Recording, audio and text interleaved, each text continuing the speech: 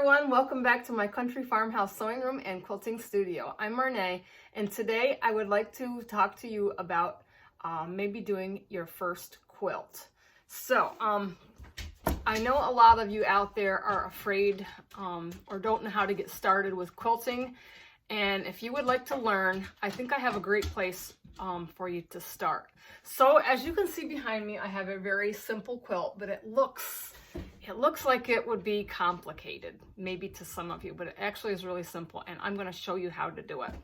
So what I have started off here with is some basic scraps, and I'm already naming this quilt Scrap Box because I have tons of strips and things and scraps, and if you don't know where to get fabric for when you want to start quilting, scraps is a great place to start.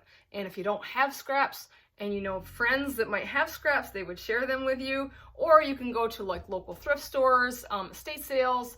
I mean, I've found fabric everywhere, so I really haven't bought a whole lot new. I usually find it, you know, here and there. So just keep your eye out or ask your friends. So anyway, what I have got here is some scraps, and I had some 3-inch strips, and I cut them down to 3-inch squares. Now, you don't need any special tools to do this quilt. All you need is a basic ruler. This one is a 2 1/4 inch ruler, but each square on your ruler accounts for 1 inch. So this would help you measure if you want to start quilting. You don't need special tools. And a pair of scissors is great if you don't have a rotary cutter or a rotary mat yet. Great place to begin. This is how I started out. Pair of scissors and basic ruler. I didn't have a whole lot. So I'm going to show you how to do this simple quilt. It's a great place to learn. You're going to just sew straight lines. So to get started, I took some yellow squares, a basic 3-inch yellow square, and then I took all of my 2-inch scraps and I cut them up into 2-inch squares. And as you can see, I've already sewed this 2-inch square up into the corner of my 3-inch yellow square, and I sewed it on diagonally. This wouldn't be hard to do. And if you're worried about sewing a straight line or getting it on there perfect, what I like to do, I'm going to show you here, I have another 2-inch square. You can either take a pencil in your ruler and you can draw a line from corner to corner on the back of it. Or if you don't have a ruler, I simply like to fold my 2-inch square into like a little triangle, and then I finger press it. So you'll make like a nice little crease when you press it. And it will make a little crease line down the center. So that would be the line where you'd want to sew to put it on to your block. So as you can see behind me, these blocks are all made up of a square on each corner.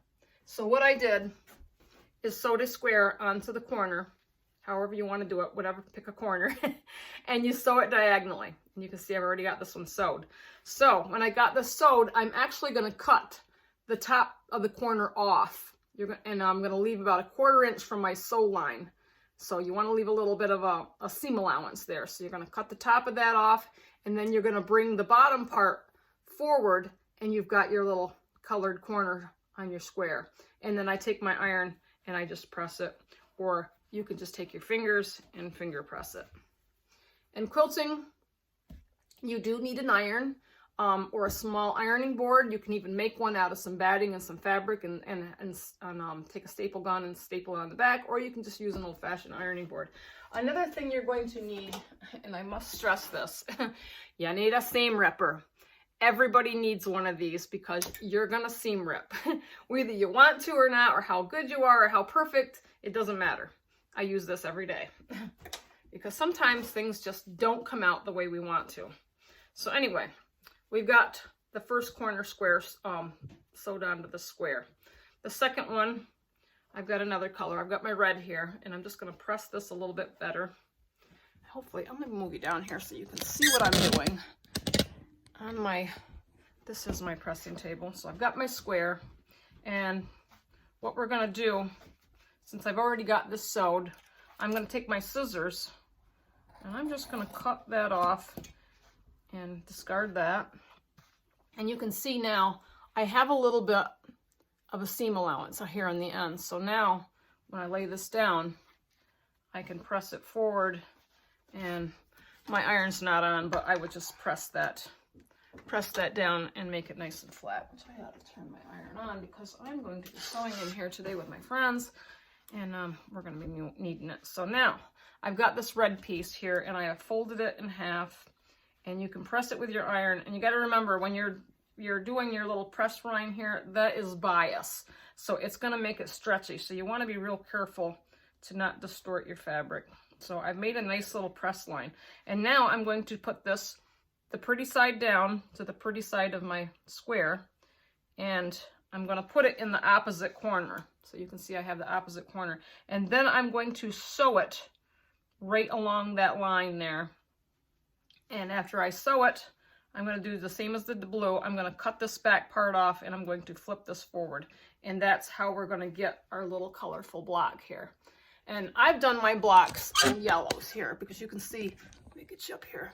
You can see I have all my blocks here, and these rows I have all sewed together. I got this idea out of a book, and I loved it so much, but I shrunk my blocks down and used what I had.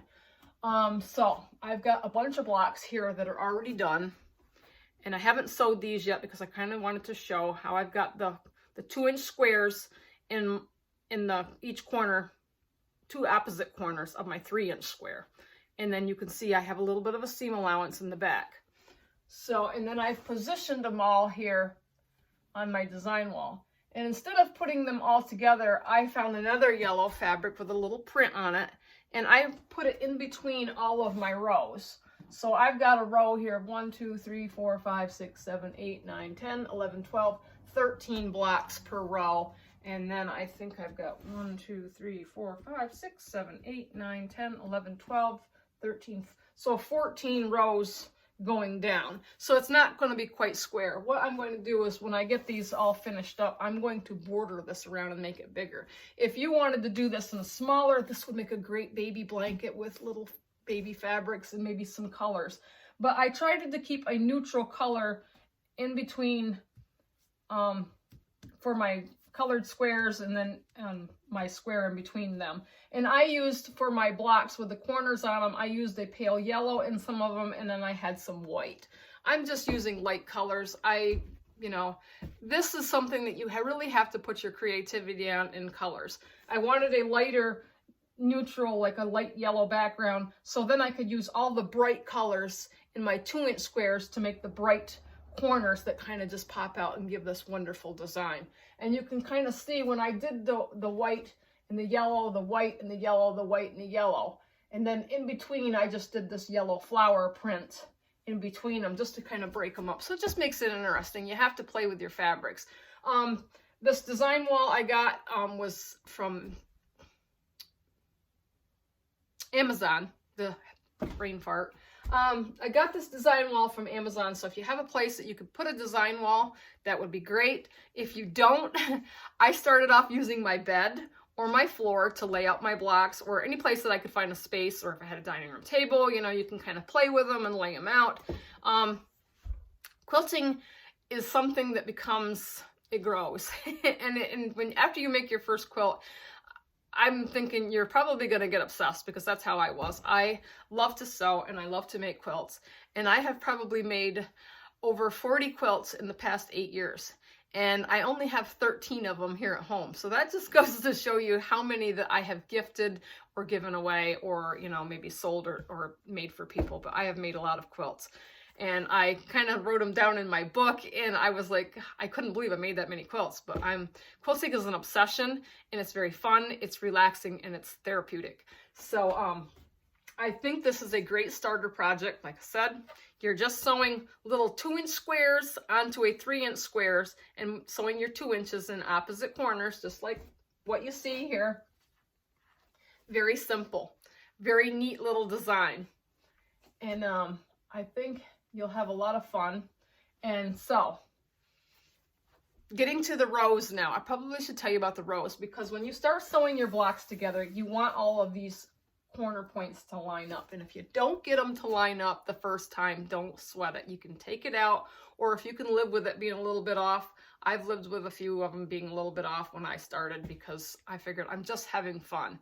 You know, we all have to start somewhere, and you will progress as you go and you'll get better. Just keep on sewing. So the rows I've got here, the top row, I'm going to sew them together in pairs by twos. So I'm going to take the first two and I'm going to kind of lay them down. I'm going to get this stuff out of the way, and then I'm going to take the second pair and I'm going to, and I'm going to lay them down, and I'm going to kind of stack them in an order. And I'm going to sew them in pairs.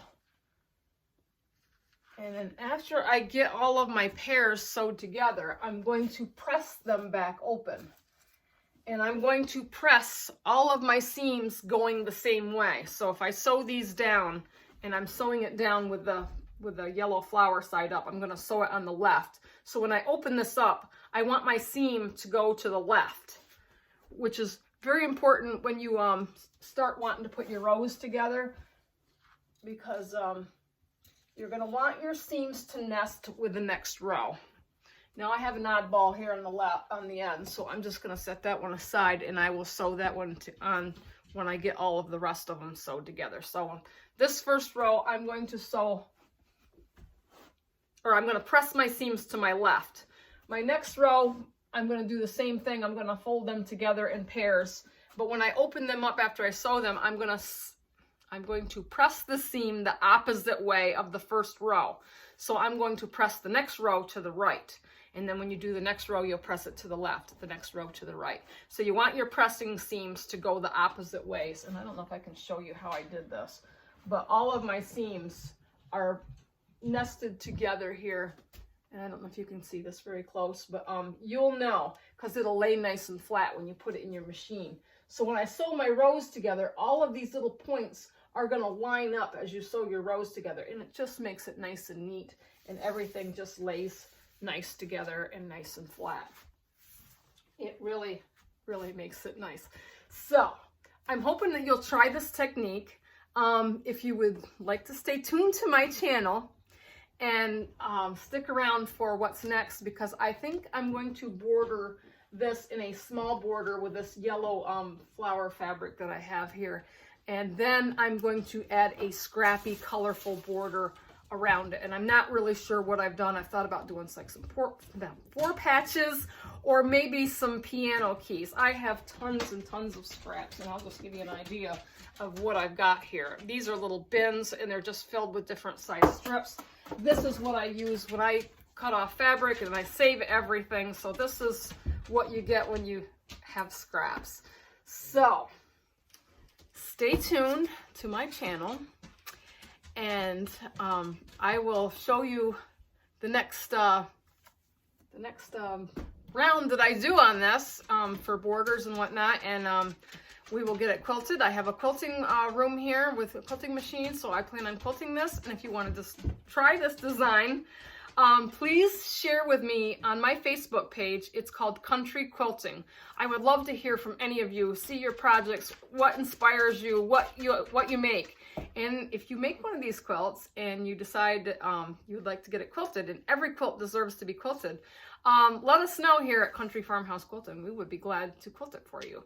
So I'm going to conclude this for now. Happy sewing, and I will see you later.